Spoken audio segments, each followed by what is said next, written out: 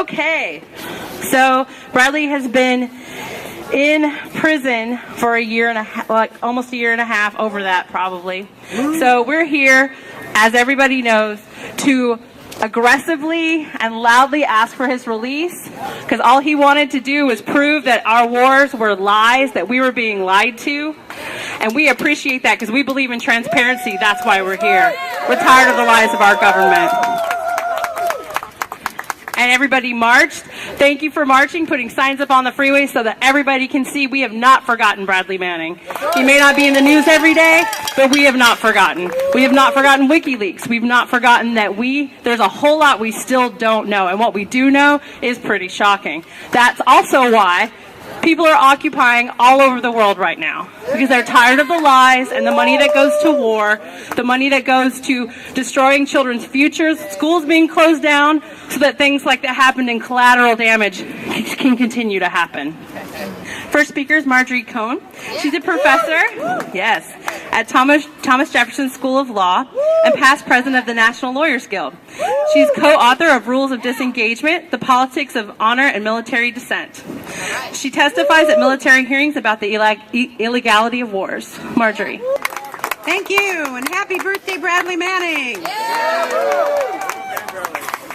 Since his arrest in May of 2010, Bradley has been treated like one of America's most dangerous traitors.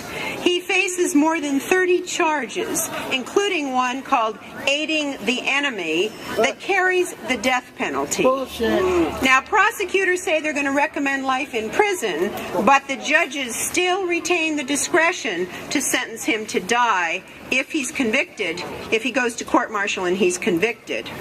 Bradley has been imprisoned for 19 months without a trial. Yesterday, he had what is called an Article 32 hearing at Fort Meade, Maryland, where an investigating officer takes testimony for a few days to decide whether there's enough evidence to send him to a court-martial.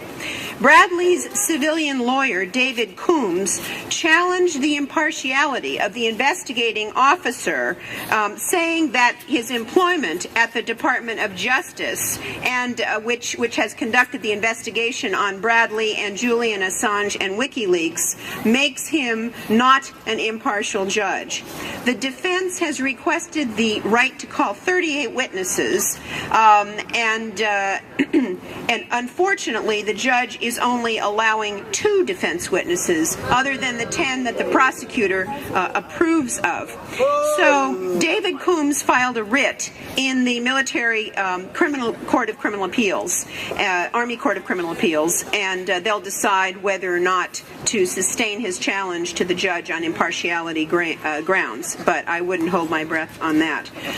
Coombs is also arguing that the investigating officer wrongfully denied a defense request to call witnesses who can testify about the standards for classifying information so that they can get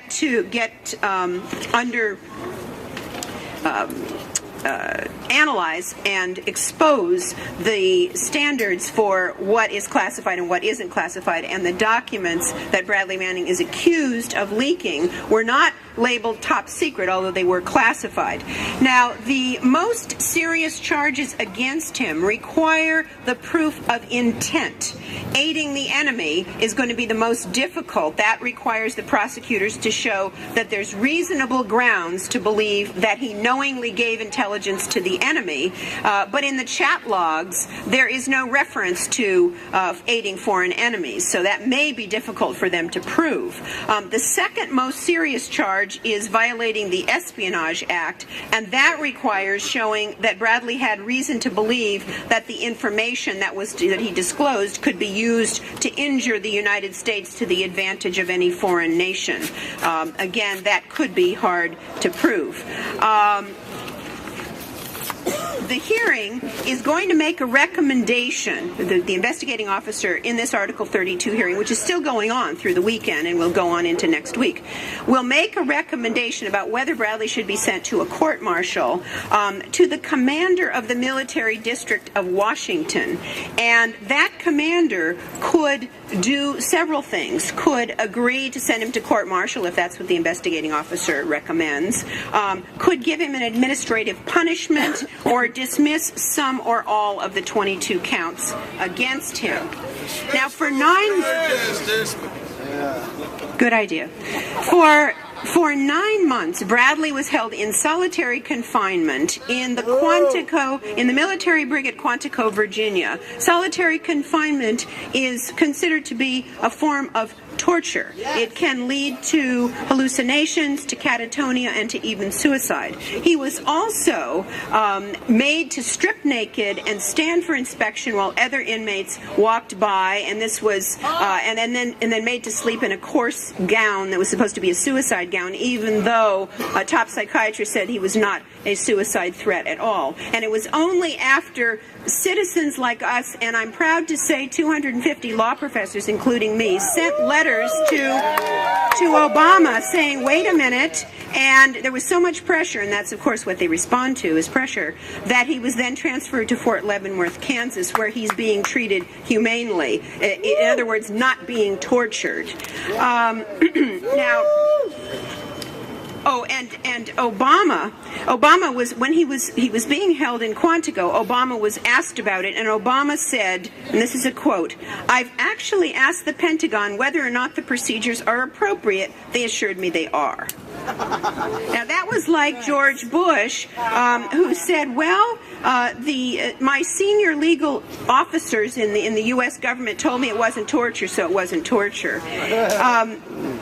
State Department spokesman P.J. Crowley resigned over Bradley's treatment. He called the restrictions on Bradley ridiculous, counterproductive, and stupid. Actually, the White House forced him to resign because they seemed to be more concerned about stopping would-be whistleblowers than humane treatment.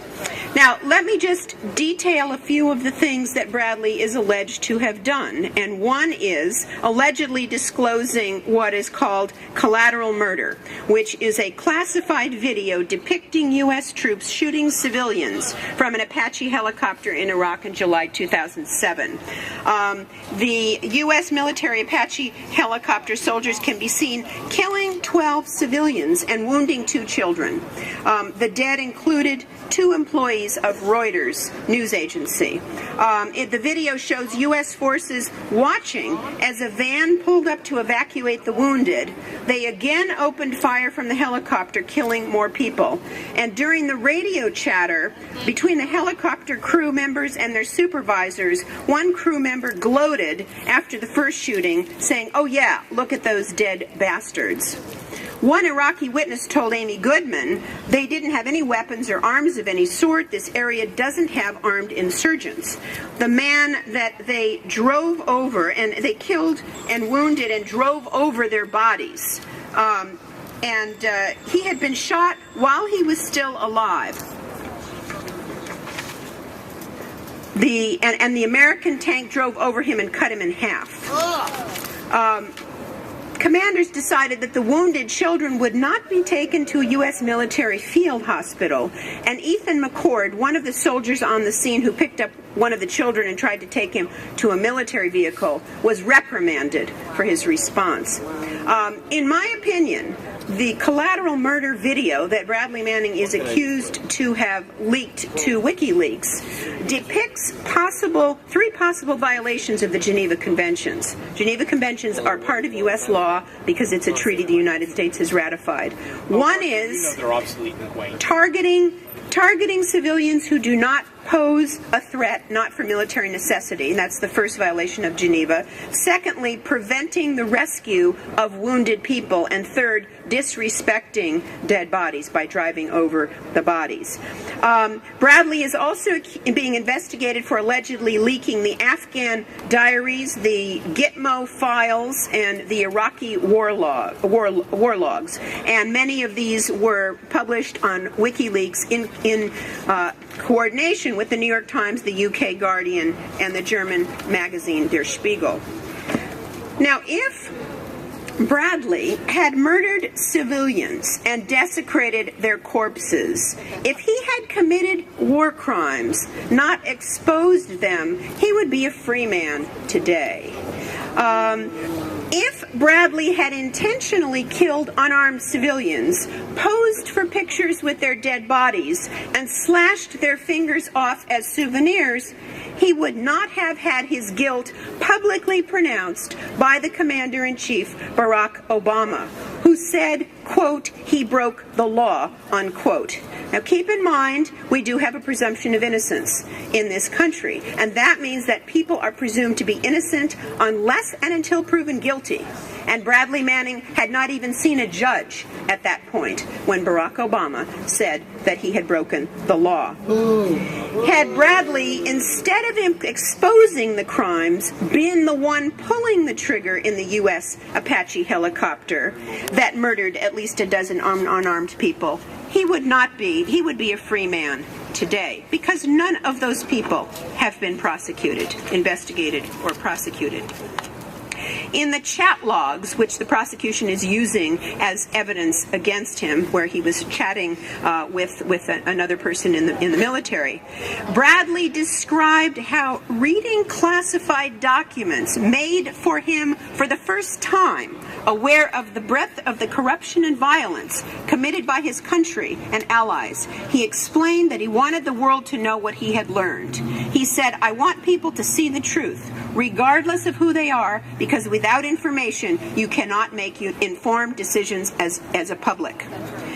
By exposing some of the worst atrocities committed by the U.S. forces in Iraq, the documents prevented the Iraqi government from agreeing to give our soldiers immunity, which is what Obama wanted, to continue the war rather than end the war. And therefore, if Bradley Manning is guilty of what he is accused of, he is also guilty of helping to end the Iraq War.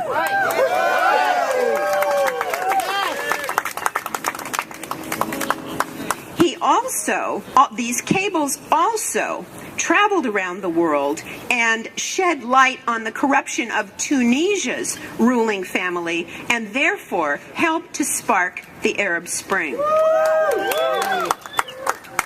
The charges against Bradley end with this language: such conduct being prejudicial to good order and discipline in the armed forces, and being of a nature to bring discredit upon the armed forces. On the contrary, if Bradley Manning did what he is suspected of doing, he should be honored as an American hero for exposing war crimes and helping to end the war. Thank you.